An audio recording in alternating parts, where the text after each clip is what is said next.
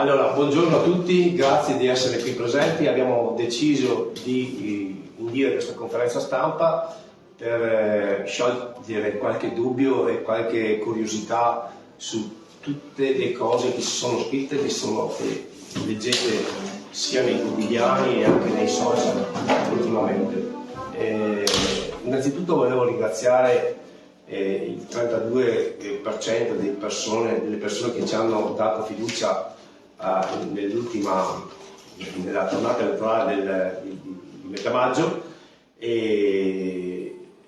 un risultato che va oltre le nostre più rosee aspettative. Non lo nascondo, ho sempre detto, e penso che anche gli amici qua di Lega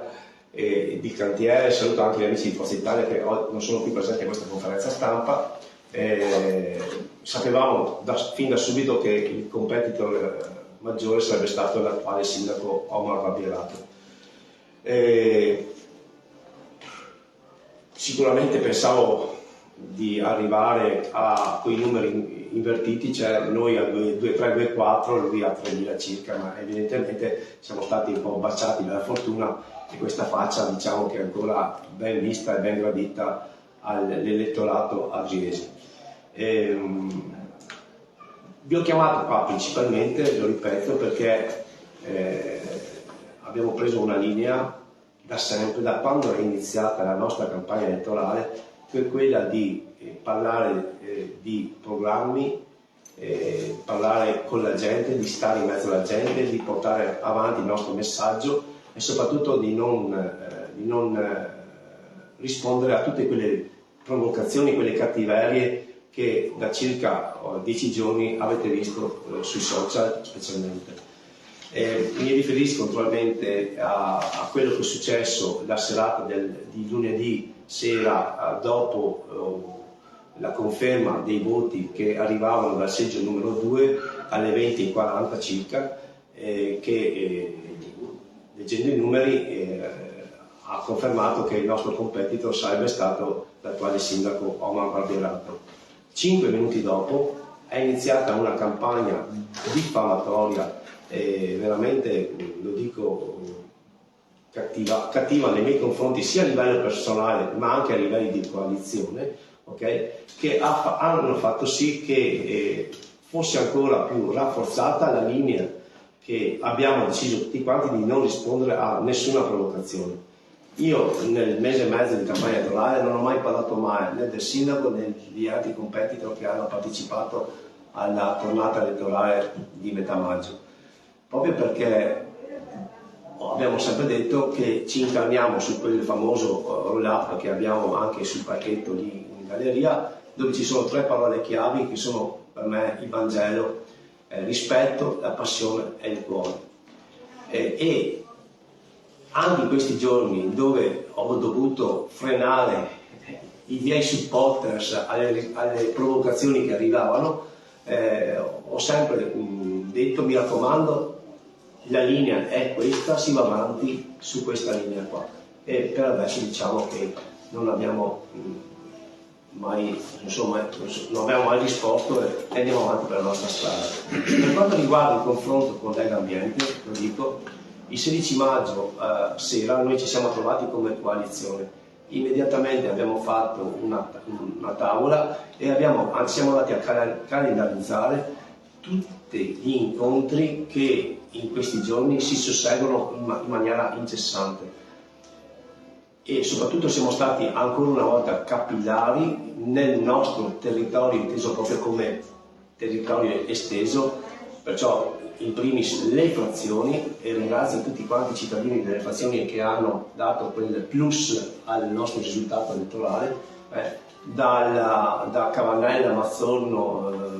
Baricetta, tutte quante sono state coinvolte in questo passaggio veloce per cercare di informare, che molti purtroppo chi abita specialmente nelle piccole borgate, nelle piccole frazioni, non sanno che si ritorna a votare e che si dovrà scegliere il candidato sindaco tra Omar e Bobo. Questo è, perciò siamo partiti veramente alla grande con una serie di iniziative che ci vedono coinvolti praticamente ogni ora in incontri con gente, associazioni, e poi naturalmente c'è stata anche la partita degli apparentamenti in cui abbiamo incontrato diverse forze politiche per vedere se c'era, per ascoltare soprattutto, perché la linea è stata decisa proprio nella serata del 16 maggio che questa coalizione ha deciso di non fare né apparentamenti né accordi che avrebbero sicuramente minato, diciamo, quella io dico che ho una maggioranza granitica questa volta, composta da 8 consiglieri della Bobo Sindaco, uno della Lega e uno del cantiere. Insomma, probabilmente tutta questa cattiveria che ho visto nei miei confronti nasce proprio dal fatto che questa volta sarà molto difficile scardinare il sistema e la maggioranza. Ecco perciò che abbiamo anche deciso di non accettare nessun confronto con chi che sia, perché dai sindacati a Legambiente o anche altre persone che si sono avvicinate per un confronto, proprio perché, lo sapete benissimo, chi è in pole position difficilmente ritenta di fare il giro un'altra volta, perché sa benissimo che ha dato il massimo in quel giro lì e difficilmente riesce, ma non per paura, soprattutto perché non vogliamo alimentare la partigianeria. Cioè, una volta, ho visto anche negli ultimi scontri che ci sono stati, scontri che ci sono stati organizzati nelle precedenti amministrazioni, che non si sposta un voto, la partigianeria praticamente aumenta e la città diventa sempre più divisa. Perciò in questo momento qua, e sarà una delle prime cose che farò se avrò la fortuna di rindossare la fascia tricolore, sarà quello di chiamare tutti i cittadini e di mettere un foglio bianco e di iniziare a scrivere una nuova storia per la nostra città. Qualunque sia l'elettore che mi abbia o non mi abbia votato, che sia andato al mare perché magari non andava bene né uno né l'altro soggetto. Dobbiamo riniziare a trovare una pacificazione di questa città, perché questa città è una città che negli ultimi anni si è sempre più divisa. Ho già parlato con esponenti degli altri partiti e hanno condiviso questo mio pensiero. Dobbiamo ritrovare la serenità, perché questa città ce lo sta chiedendo, altrimenti vedete come siamo divisi su tutto.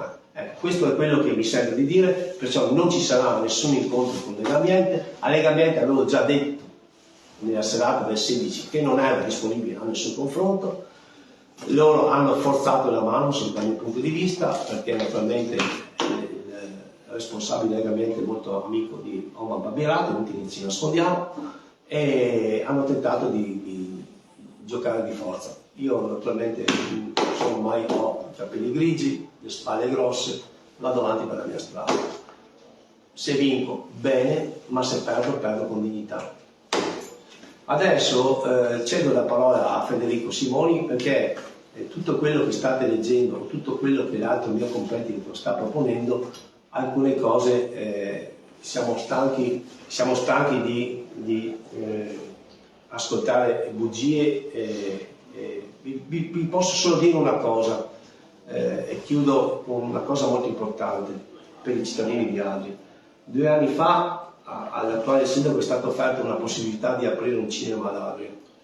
e il sindaco attuale non si è nemmeno degnato di ascoltare questo interlocutore che mi ha fatto una proposta che ho detto: ma strano che non ti abbia ascoltato, e mi ha detto: Massimo, purtroppo sai anche tu chi è Omar.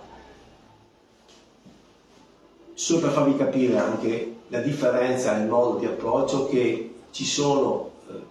c'è tra chi amministra e chi si siede dietro a una scrivania e pensa che davanti al computer di lavorare per il bene della città. È una notizia che dico, se ci sarà la possibilità, ho detto aspettiamo martedì di vedere come va il risultato finale, ma ci sono buone prospettive che Agria possa riavere anche un cinema aperto.